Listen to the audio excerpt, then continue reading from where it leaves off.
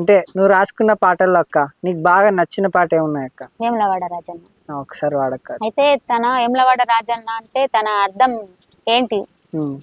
పాములు మెడల పాములు చుట్టుకుంటాడు, కాశీలో తిరుగుతుంటాడు, అర్ధ భాగం ఇచ్చిండు పార్వతికి, నెత్తిన గంగమ్మ ఉంది.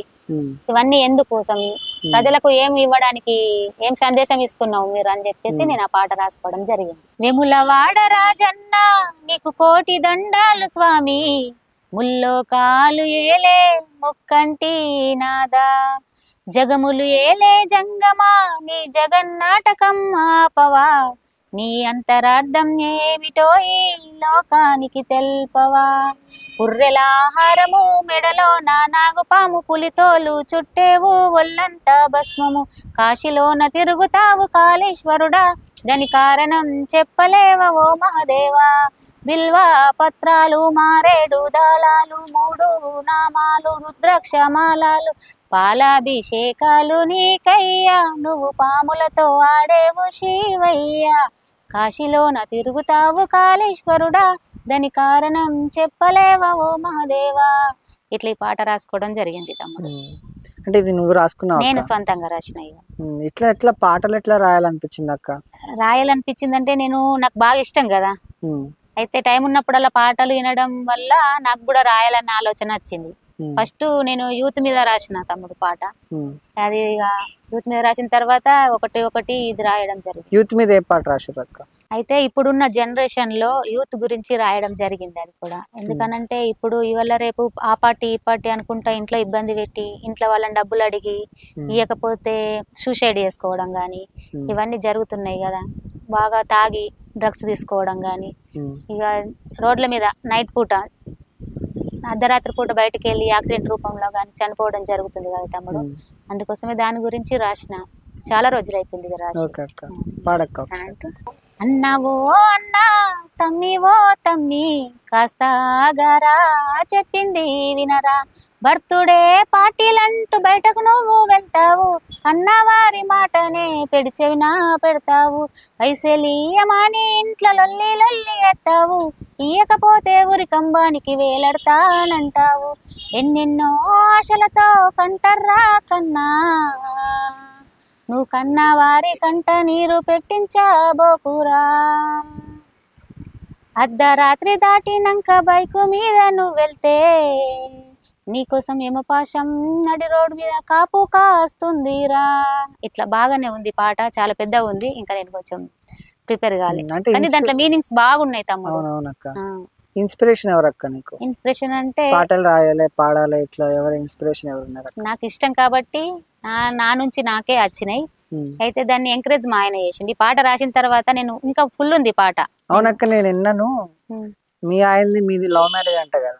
అవును, లవ్ మ్యారేజ్. ఎట్లక్క ఇది లవ్ స్టోరీ ఎట్లా చెప్పక్క? లవ్ స్టోరీ అని అంటే చదువుకున్న టైంలో ఇక నేను ఒక మ్యారేజ్కి వెళ్ళినప్పుడు ఆయన నన్ను చూసి ఇష్టపడ్డారంట. ఇక నాకు చెప్తే నేను కూడా ఓకే అన్న, మా ఇంట్లో వాళ్ళకి చెప్పిన తర్వాత మా ఇంట్లో వాళ్ళు కూడా ఒప్పుకున్నారు. ఇద్దరు ఒప్పించి పెళ్లి చేసుకున్నారు.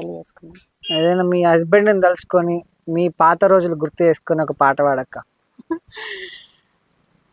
అప్పుడు నేను ఒక పాట పాడేదాన్ని, మస్తు సాంగ్స్ ఉన్నాయి కానీ అవి అప్పుడప్పుడు మేమిద్దరం పాడుకుంటాం, కానీ ఇక ఇది ఎప్పుడు ఈ పాట పాడుతుంటేని, మనసా ఒట్టు మాట్లాడద్దు, పెదవి గడప దాటి నువ్వు బయటపడద్దు, వెచ్చని ముద్దు వెతికా గుర్తు, మంచు తెరలు తెరిచి ఎప్పుడు చూపించద్దు, అతనింతగా ప్రేమ పంచినా ఆ ప్రేమ ఏ వరాలిచ్చినా అవి పొందలేనని నీ మూగ బాధని కరిగించనీయవే కంచెల హద్దు అంటూ ఈ పాట పాడుకునేదాన్ని.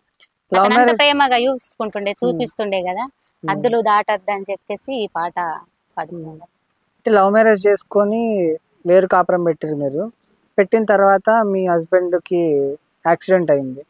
అప్పుడు మీ పేరెంట్స్ గానీ అటు సైడ్ మీ హస్బెండ్ వాళ్ళ పేరెంట్స్ గానీ వాళ్ళ రెస్పాన్స్ ఎట్లుండే? అందరం ఒక దగ్గర ఉండే వాళ్ళ అత్తమ్మ వాళ్ళ ఇంట్లో, అందరం ఒక దగ్గరనే ఉండి మంచిగా చూసుకుంటారు అందరు.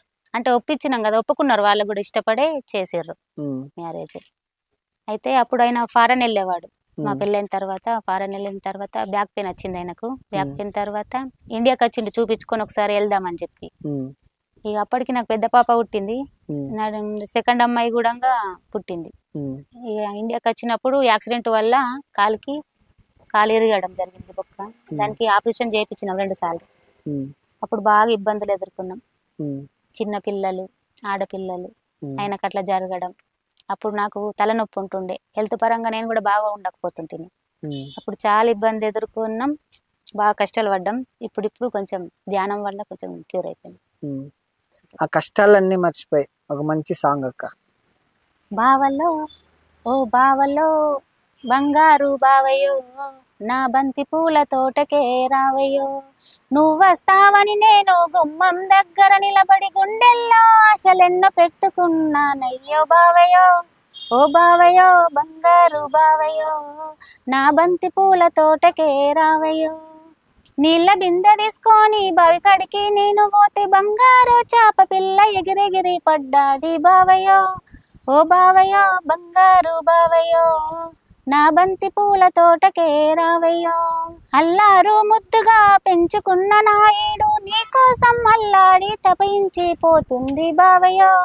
ఓ బావయ్యో బంగారు బావయ్యో, నా బంతి పూల తోటకే రావయ్యో, బంగారు నగలేమి నాకద్దు బావా, పసుపు తాడు తీసుకొని పైలంగా నువ్వు రావా బావయ్యో.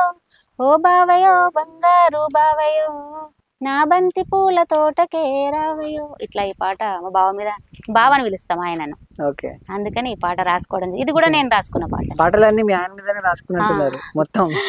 ఆయన ఊహించుకుంటూనే రాసుకుంటా. మీ ఆయన పేరేందక్క? శేఖర్. అంటే మీ ఆయన మంచిగా చూసుకుంటాడు. మంచిగా చూసుకుంటాడు. లవ్ మ్యారేజ్ అంటే ఆ మాత్రం ఉంటదిలే. డామినేషన్ ఎవరుంటారు అక్క? డామినేషన్ అంటే ఎక్కువ మీ ఆయన నీ మాట వింటాడు, నువ్వు మీ ఆయన మాట వింటావు. ఎవరి మాట వింటారు? అట్లా అంటారా? ఎక్క నా మాట ఆయననే వింటాడు. నీ మాట ఆయన వింటాడు. కట్టేసుకున్నారు మొత్తానికి. నేను ఏది చెప్పినా కాదన్నాడు, ఎంకరేజ్ చేస్తాడు. ఈ పాటల విషయంలో కూడా నేను ఇట్లా రాస్తున్నంటే రాయు, నీకు కూడా ఏదో ఒక అవకాశం రాకపోతుందా, వచ్చినప్పుడు నువ్వు అన్ని వాడదు అని చెప్పి ఎప్పుడు ఒక బుక్ లో రాసుకుంటూనే ఉండని ఎంకరేజ్ చేస్తే నేను అవన్నీ బుక్ లో రాసుకున్నాను. ఇప్పుడు ఈ అవకాశం వచ్చింది. ఎలక్ట్రికల్ షాపు, పెయింట్ షాపు, అది కాకపోతే బీడీల పని, అది కాకపోతే మళ్ళీ పొలం పనులు, ఇంకా నీకు తీరిక ఎక్కడ ఉంటది అక్క? పిల్లలు ఉన్నారు, కష్టమే, తీరిక ఉండదు, ఎక్కువ వర్కే ఉంటది. మరి ఎట్లా రాసిరు ఈ పాటలన్నీ? ఎట్లా? అప్పుడప్పుడు ఒక టైం సందర్భం అన్నది వస్తది కదా, కొంచెం కాలు దొరికి బీడీలు చుట్టుకుంటైనా గానీ నేను పాడుకోగలుగుతా కదా. బీడీలు చుట్టుకునేటప్పుడు ఎట్లాంటి పాటలు పాడుకుంటారు అక్క? బీడీలు చుట్టుకునేటప్పుడు మేము పేరడీ సాంగ్స్ వాడతాం ఎక్కువ. పేరడీ సాంగ్స్ కూడా వస్తాయి అక్క? అవును వస్తాయి. ఫ్రెండ్స్ దగ్గర కూర్చున్నప్పుడు జోక్గా ఆ పాటలు కూడా వాడుకోవడం జరుగుతుంది. ఇది ఒకసారి వాడండి అక్క. అంటే రివల్స్ అంటే ఇట్లా ఏదో ఒక రాగం దానికి. ఏదో ఒక రోగం తగిలింది నాకు, దానినుకే పడ్డాకే చెడిపాయే నా బతుకు, నా గాలి తిరుగుడికి మందు గోలిల్లెకపాయే, ఎంత పాపం చేసిన్నో నా బతుకే గిట్లాయే, నాది బుద్ధి గడ్డి తిని దాని వెనక పడుతుంటే దానికి పెద్ద రోగమాని జర్రనైనదనలేదే, ఏదో ఒక రోగం తగిలింది నాకు, దానినుకే పడ్డాకే చెడిపాయే నా బతుకు, దాని శ్రీనివాస టాకీసులో చూసిన్నే, నీ పేరు ఏంటిదే నీ ఎందవడి అడిగిన్నే, దాని పేరు చెప్పక ఊరు మొత్తము చెప్పులాగా తింపిందే, చివరికి వాళ్ళ వీళ్ళని అడిగి నేను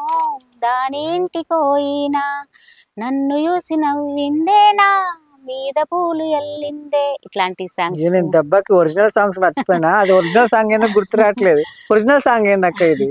ఏదో ఒక రాగం అని రాజా మూవీలో సాంగ్ ఇది. అవునవును, మీరు వాడిన పాడోడికి నాకు ఒరిజినల్ సాంగ్ మర్చిపోయినా అక్క నేను.